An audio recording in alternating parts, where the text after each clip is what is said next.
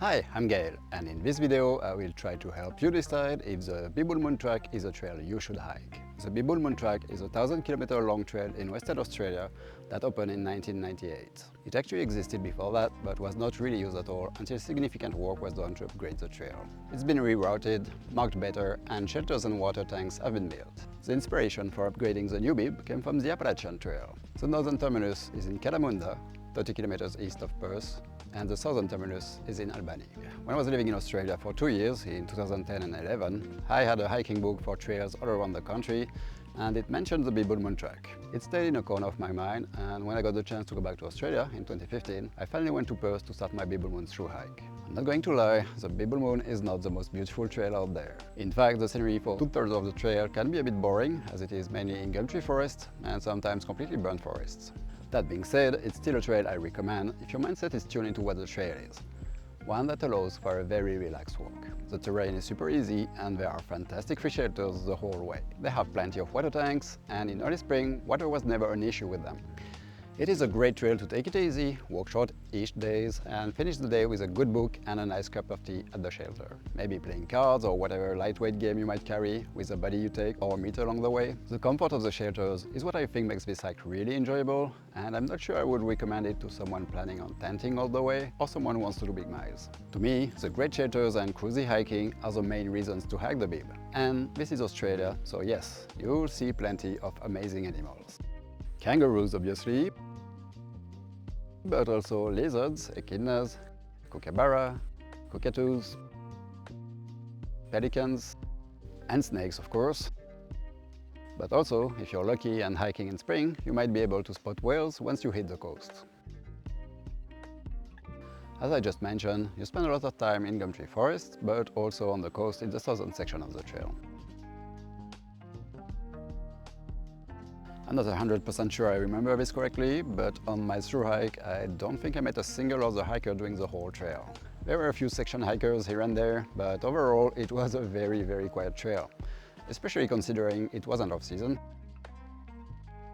Definitely Sobo. Going in the other direction would be really anticlimactic, as the southern section is the best by far. The coastline is stunning and you go through beautiful forests with some amazing kauri trees.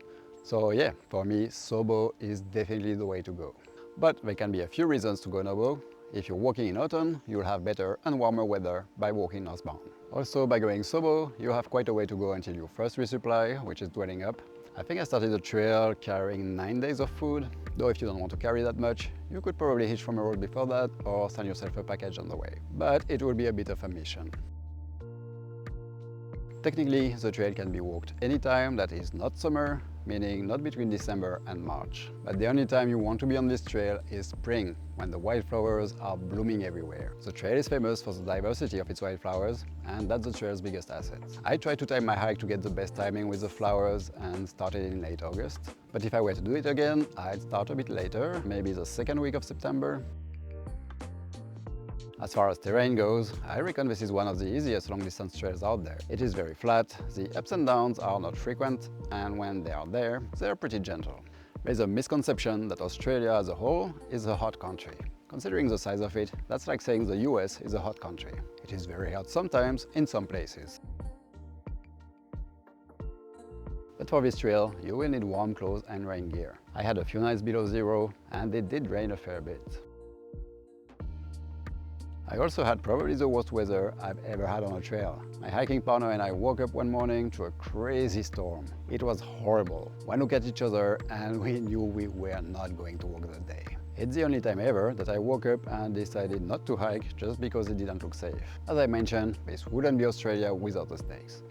If you're walking in early spring, like I did, as soon as it gets a bit warmer, you'll see snakes coming out. They are kind of sleepy and not as fast as usual at the time of year, so you really need to watch where you're putting your feet. The most common snake is probably the tiger snake, which is venomous and deadly. While you do need to be cautious, try not to get paranoid about snakes. If you carry some kind of emergency device, like a spot or a PLB, it will give you some peace of mind about being without cell phone signal. And if the heat is not enough to discourage you from walking in summer, remember that there is a very high risk of wildfires during that season. So in short, summer hiking is definitely not the best idea on the Bibbulmun. I don't remember the trail having a lot of road walking.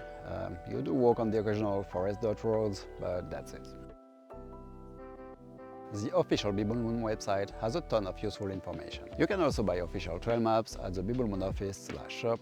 I'll put the address in the description. Wyatt's blog can be very useful. And now the trail is also on the Farout app.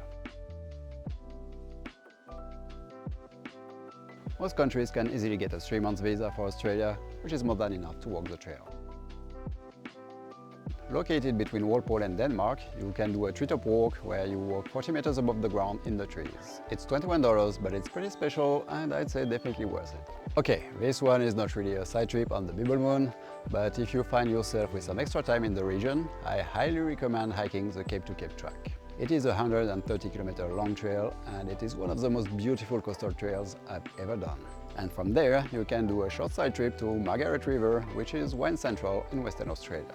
Because the bee has shelters, it doesn't mean you shouldn't carry a tent. As I mentioned, wildfires are a big problem in the area, and it's possible that you'll find some shelters burned to the ground. Even if the Bibbulmun Track is not my favorite trail, mostly because the northern part is a bit meh, it's still one of my favorite through hiking experiences. Because this is a walk that can be done in such a leisurely and relatively comfortable way, which is very different from most long trails out there, my hiking partner and I just had a really great time. And the southern section is absolutely stunning. So in my opinion, it's definitely worth hiking it, as long as you know what you're getting yourself into.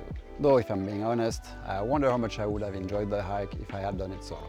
That's it, I hope you found this video useful. If so, you can help this channel by simply subscribing and liking this video. If you have any questions, let me know in the comments. Thanks for watching and happy trails!